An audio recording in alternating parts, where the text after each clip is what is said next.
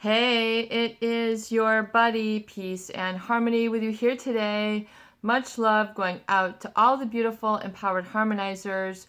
We are zooming in and focusing in on a great viewer question, and that is, how do you handle the bait and switch that you might receive or experience at the hands of someone who is manipulative, someone who is deceptive, someone who is a user, someone who might be, in fact, a narcissist or a psychopath?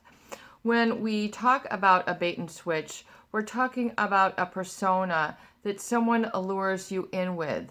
It's the sizzle before the steak.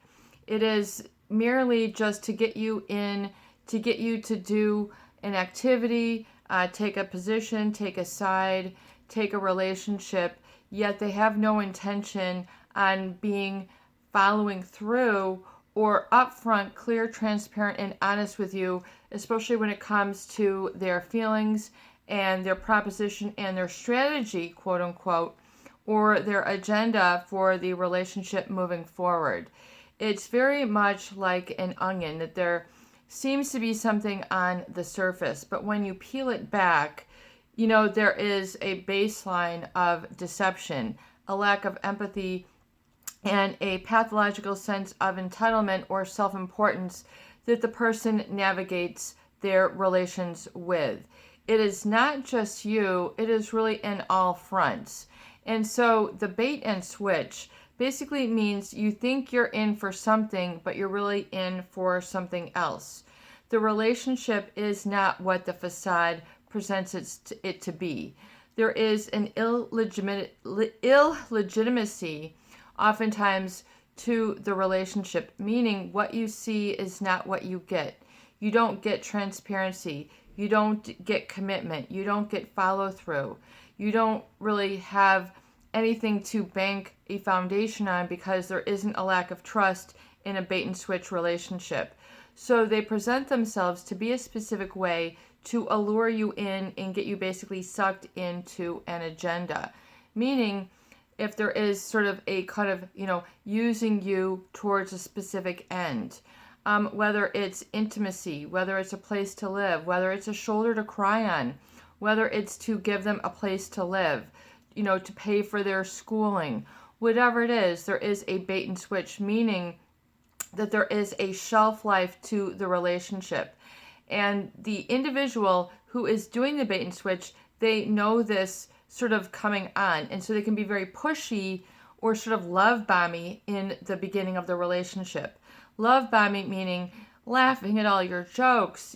Everything just seems to be going along swimmingly.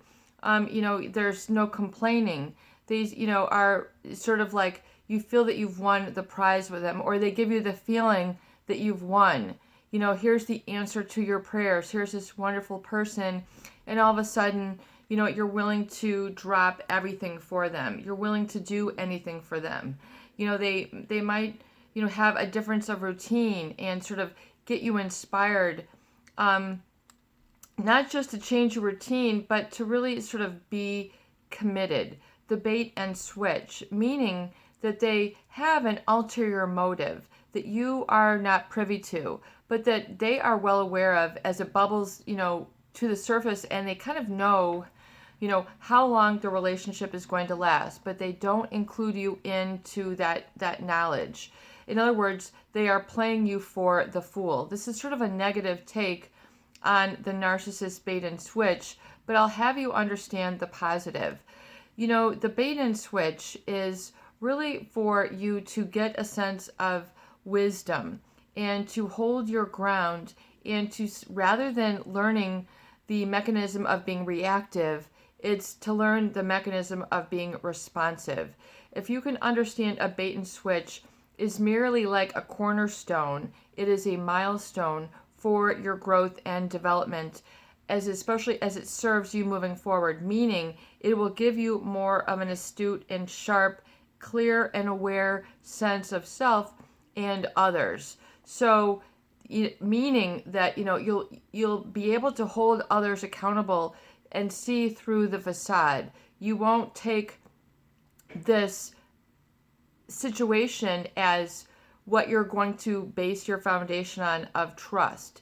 Meaning you're able to step back in the bait and switch. Once you kind of have a sneaky feeling, there is no flow here. There is a lot of tension. I find myself ruminating over the relationship and considering, is something off, is something awry?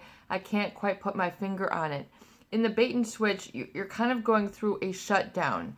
You're not able to sort of validate your feelings. It's almost like a deer in a headlights, meaning people oftentimes don't know what to do. They have an analysis paralysis in a bait and switch. They have a feeling, they have an inkling, something isn't registering, something isn't aligning, something isn't hitting on the cylinders with you emotionally or logically.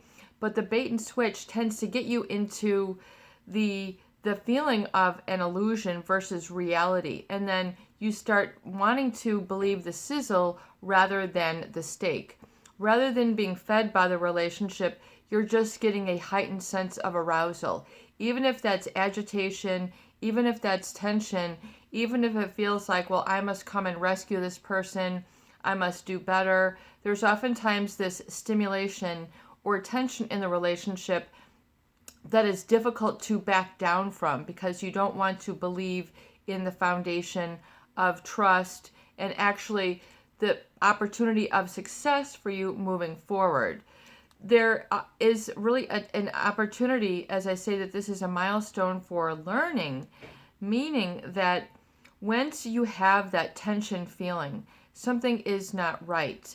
It's an opportunity for you to learn the mechanism of responding rather than reacting. It's giving you the opportunity and the lesson to look at that tension, that knot in the stomach, that queasy feeling, that anxiety. That does not mean that you're weak. It means that your higher power is trying to get your attention. It's trying to signal you, hey, warning, warning, look out, do not proceed here. It's actually your best friend. It's your best guide to trying to understand the situation. Even though people want to override it with, logical. This person is so great. I've experienced this with them. I don't want to let that go. This seems to be good. This, shouldn't, be so. The bait and switch. So you're not getting the bait. You're actually getting the switch. You're not getting what it is you think that you're getting. You're getting something else. It's the flip side of the coin. You bit the carrot, you might not have, the sweet juice. You might be getting the knotty, gnarly fiber that is indigestible and is, not fit for consumption.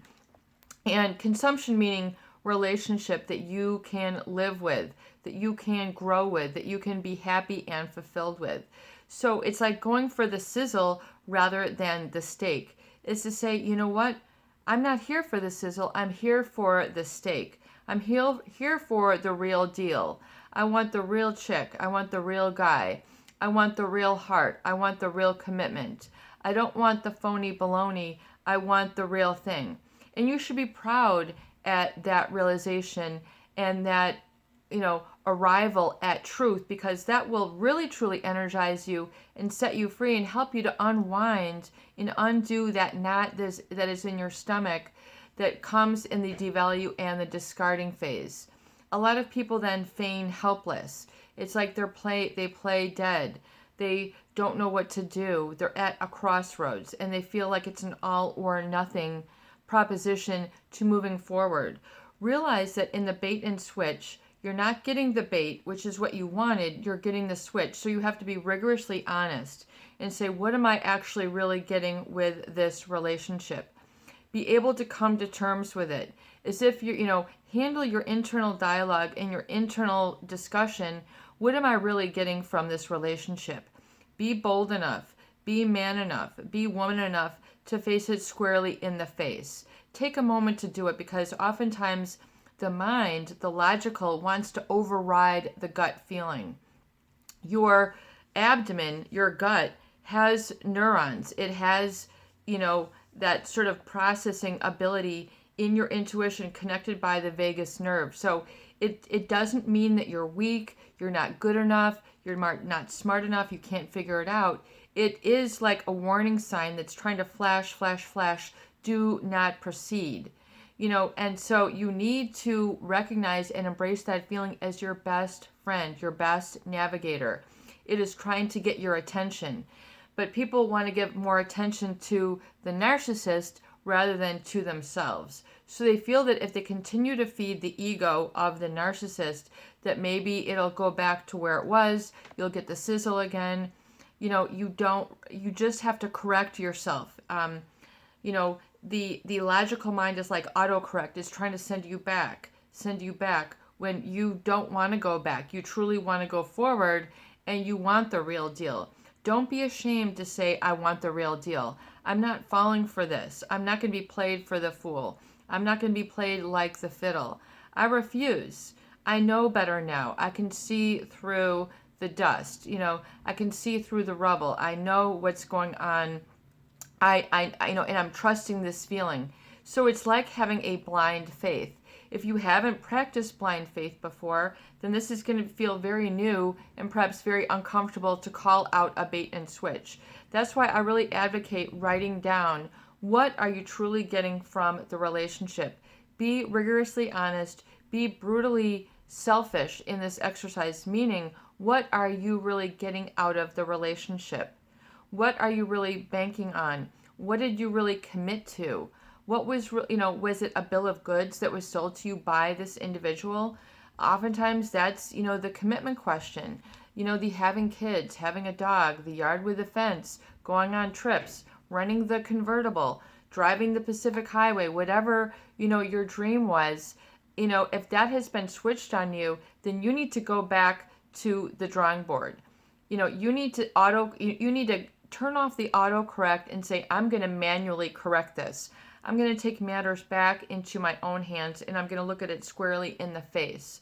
I'm going to man up for myself. I'm going to woman up for myself, because once again, the bait and switch, it's very much like a house of horrors or a house of mirrors.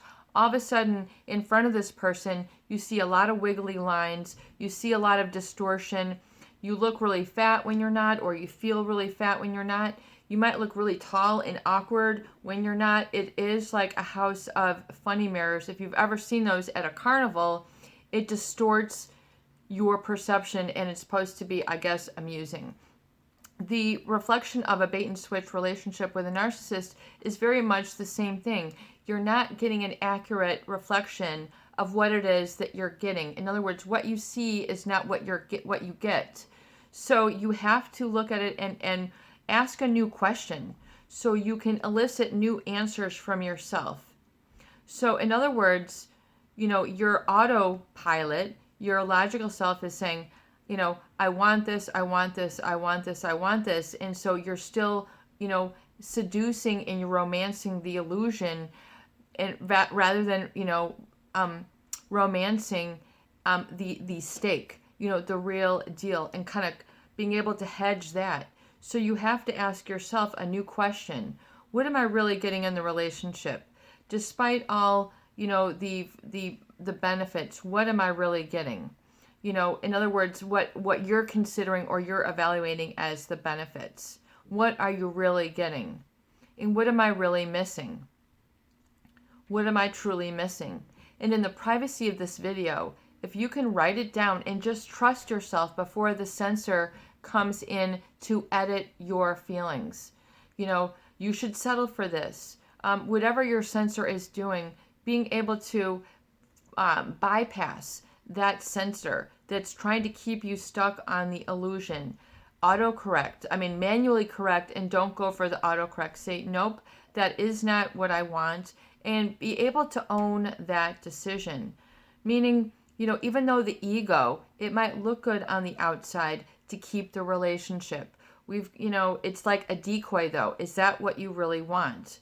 With a sizzle, you end up starving. You end up hungry. You end up you feeling empty, feeling your energy is just, wasted. You feel vapid.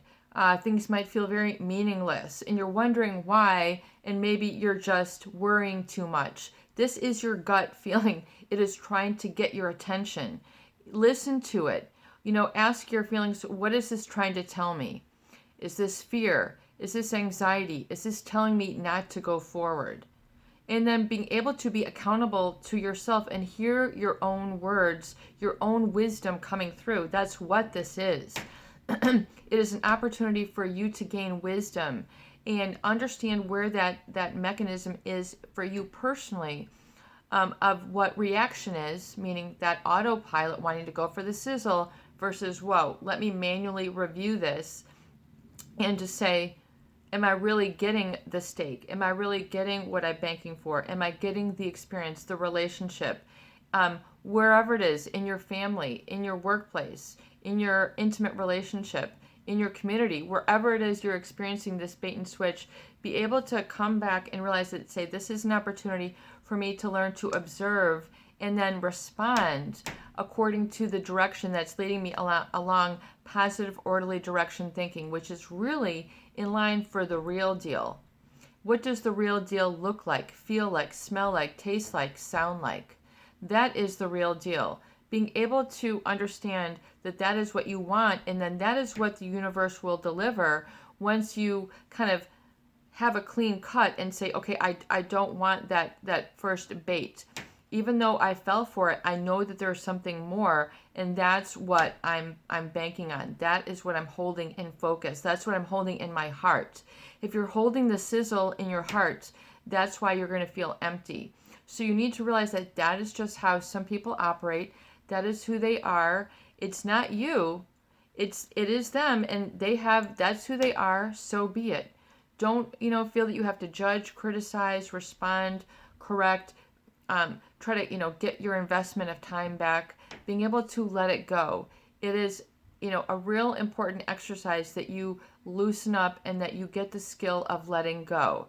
And realize that letting go will give you what it is you're looking for, because oftentimes people are holding on to the wrong thing. They're holding on to the wrong thing and they still don't have it. So you'll actually get what you want and you need once you let go. It's kind of like an intuitive, icy hot thing. But once you let go, you'll get what you're looking for. Try that and experiment. Look at the answers to your questions, and I think those lessons will help serve you, and continue to review them so that they now become your lessons learned. It's your buddy, peace and harmony with you here today, and I hope that these videos do help. Please share, please subscribe, and please donate for more great tools, videos, discussion, and support. Put your real heart out there for yourself. Be willing to have the courage to let go. Try it. I'm going to let go for 5 minutes, then 10 minutes, then 15, and see how it goes. Even if you have to put a timer on your watch or your phone, see how it feels, and then being able to review during the course of your day how this is, and then so you'll have and experience that physiological change. That's where the miracles start happening. You got this.